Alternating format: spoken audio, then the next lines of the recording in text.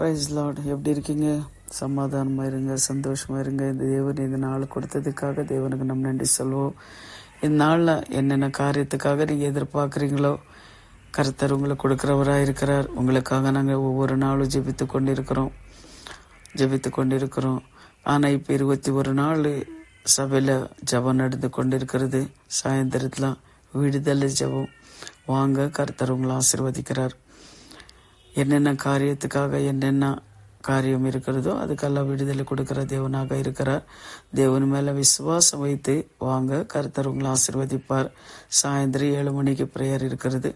நீங்கள் வாங்க, கர்த்தர் உங்களை ஆசீர்வதிப்பார். இன்று கூட ஒரு வேதத்தில் நம்ம வசனத்தை எடுத்து வாசிக்கல பாருங்க. இன்றைக்கு 34வது சங்கீதம் 8வது வசனம் பாருங்க.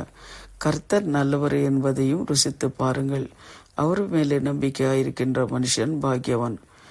பாருங்க, கர்த்தர் நல்லவர் என்றது ருசித்து பாருங்கள். கர்த்தர் நல்லவர் என்றது நம்ம எல்லாம் ருசித்து பார்த்துருக்கிறோம். ஏன்னா நம்ம எங்கேயோ இருந்த நம்மளுக்கு தேவனை கொண்டு வந்து நம்ம குடும்பங்களை எவ்வளோ நன்மைகளோ அற்புதங்களோ அதிசயங்களோ செய்திருக்கிறான். கர்த்தர் அவர் நல்லவர் என்றது நம்மளுக்கு எல்லாருக்கும் தெரியும். இன்னும் நம்ம ருசித்து பார்க்கணுன்னா அவரை பாதத்தில் அமர்ந்து நம்ம ஜெபிக்கும் போது இன்னும் நம்ம அவரை ருசித்து பார்க்கலாம். சரிங்களா? எவ்வளோ நன்மைகள் அவர் நம்மளுக்கு செஞ்சிருக்கிறார், மறக்கவே முடியாத லைஃப்பில். ஒவ்வொரு நாளும் அவர் இல்லைன்னா நம்ம இல்லை. அவர் எவ்வளோ நன்மைகள் நம்மளுக்கு செய்திருக்கிறார், அது ருசித்து பார்த்துருக்குறோம் நம்ம. அதனால தான் எவ்வளோ பாடுகளோ கஷ்டங்களோ வந்தால் கூட நம்ம பயப்படாமல் இருக்கிற காரணம் என்ன தெரியுங்களா? கர்த்தரோட ருசி பார்த்ததுனால தான். அதனால் நீங்கள் கூட கர்த்தரோட ருசி பார்த்துருக்குறீங்க. ஒவ்வொரு டைமில் என்ன பண்ணுறீங்க? பயப்படுறீங்க.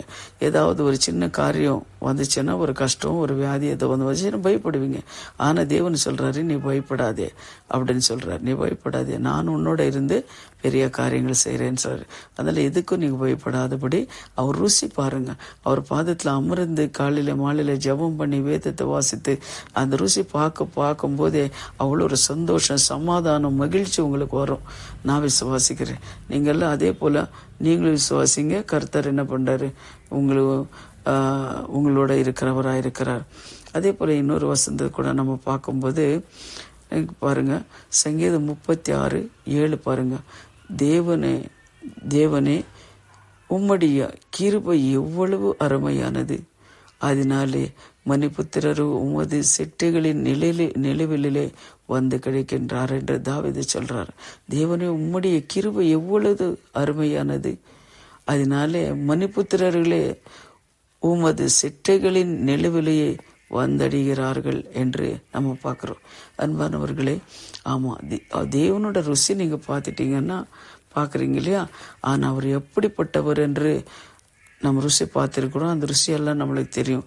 ஆனால் நீங்கள் ஆதில் இருக்கிற அந்த அன்பு, அந்த ருசி இப்போ கூட உங்களுக்கு இருக்கும். ஏன்னா அவர் பாதத்தில் நீங்கள் சோர்ந்து போயிருக்கீங்களே, அவர் பாதத்தில் நீங்கள் உட்காந்து ஜெபிக்கும் போது மறுபடியும் அந்த ருசி நீங்கள் பார்க்க முடியும். கர்த்தர் மறுபடியும் உங்களோட பேசுகிறார். அதுபோல் நீங்கள் என்ன பண்ணுங்க? ருசி பாருங்க. இப்போ நம்ம ஜெபிக்கலாம். பரலோக பிதாவே, சர்வ வல்லமுள்ள தேவாதி தேவனே, அப்பா, இந்த கர்த்தாவே, இந்த நாளுக்காக நன்றி, இந்த நேரத்துக்காக தேவனுக்கு நன்றி சுவாமி. இந்த நாளில் இந்த வார்த்தைகளை கேட்குற ஒவ்வொரு குடும்பம் கர்த்தாவே, ஒவ்வொரு பிள்ளைங்களையும் நீர் ஆசீர்வதிங்கப்பா. அப்பா, ஸ்தோத்திரம் கர்த்தாவே. நீ ஜீவனுள்ள தேவன் சுவாமி கர்த்தாவே. ஆமேன். கர்த்தர் நல்லவர் என்பதை ருசித்து பாருங்கள், அவர் மேலே நம்பிக்கையாக இருக்கின்ற மனுஷன் பாக்கியவான் என்று நீ சொல்லியிருக்கிறீங்க சுவாமி.